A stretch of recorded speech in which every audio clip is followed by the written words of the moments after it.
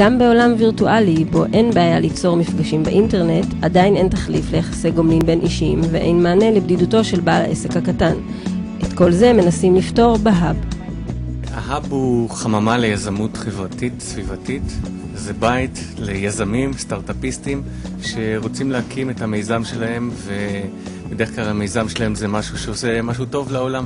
הרעיון הוא שאנחנו מכירים את התהליך על עצמנו ובשרנו של יזמות, ומצאנו שיש הרבה מאוד בדידות והרבה מאוד צורך בהתייעצות וביחד, ורצינו ליצור איזשהו מרחב פיזי, לא וירטואלי, בעידן של פייסבוק וקפה דה מרקר, רצינו דווקא ליצור את הבית הפיזי, את הרצפה, את המקום שאתה מקבל בו את החיוך ואת החיבוק ואת הקפה, ואפשר לשבת ביחד ולהתייעץ וללמוד, ויצרנו את ההאב.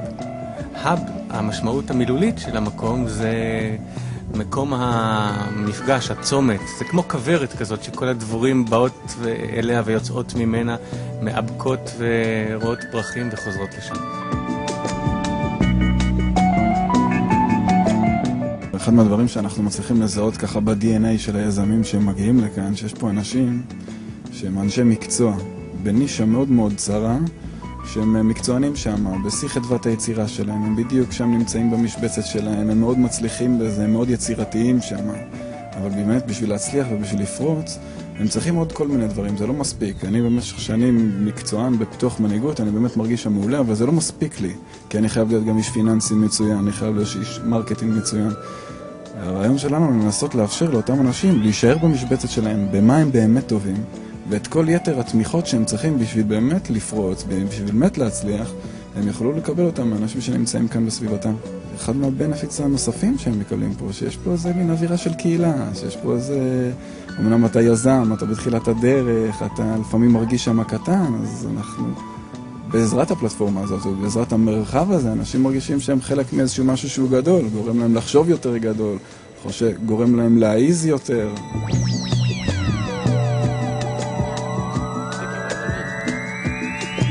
ספר על המיזם שלך. אני עובד על הודי, פלטפורמה שמחברת שכנים ועסקים שגרים באותו אזור גיאוגרפי. המטרה היא לקרב אנשים שנמצאים באותו אזור אבל לא יודעים אחד על השני. ואיך הגעת להאב? האב הוא קונספט שנתקלתי בו בתחילת השנה לפני שהמקום נפתח. מאוד אהבתי את הרעיון, מאוד מתחבר לערכים גם של המיזם וגם שלי, ערכים סביבתיים וחברתיים.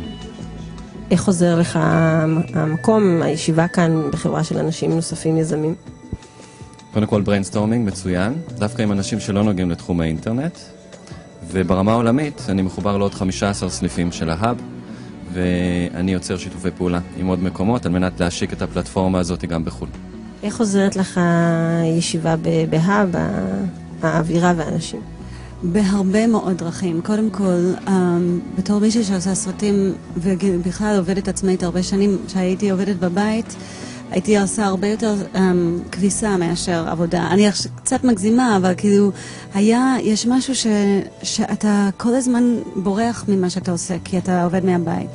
אבל כשאתה עובד מפה, אז יש לך את המקום שאתה יכול באמת לשים אותך בפוקוס. בנוסף לזה, גם ההפריה ההדדית באנשים פה, גם יכולים לעזור לי, גם מחברים אותי למקומות אחרים, וגם כמישהי שעושה סרטים, לא להיות בתוך עולם ובועה של עצמי, אלא להיות במקום שבאמת כל הזמן יש עשייה וכל מיני דברים.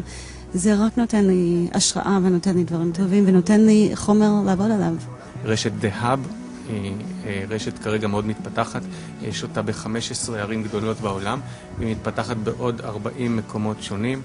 המקומות היותר אקזוטיים זה קהיר, איסטנבול, אפילו בקבול, אפגניסטן, עומדים לפתוח האב, וגם בלי לנסוע, כל חבר בהאב הוא חשוף לרשת של כ-4,000 יזמים חברתיים, סביבתיים, שנמצאים על האינטרנט שלנו, וזה פשוט פותח אפשרויות רבות, כי אם אתה עושה איזשהו מיזם בארץ, מפתיע לגלות עד כמה יש דברים דומים במקומות אחרים בעולם, ואפשר ללמוד ולא להמציא את הגלגל. איך גייסתם השקעה, מאיפה האם היא החזירה את עצמה, או האם יש צפי? עמדנו בסימן שאלה מאוד מאוד גדול, אם אנחנו פותחים או לא פותחים, והחלטנו לנסות להעיז בכל זאת, הלכנו לבנק, לקחנו כסף, אנחנו הגענו למצב כבר שאנחנו בקצה של הכסף. החודש הזה זה החודש הראשון. אם התחלנו ב1 לינואר השנה, אז החודש הזה זה החודש הראשון שאנחנו כבר נמצאים בברייק איבן, ומקווים יום אחד גם להתפרנס מזה.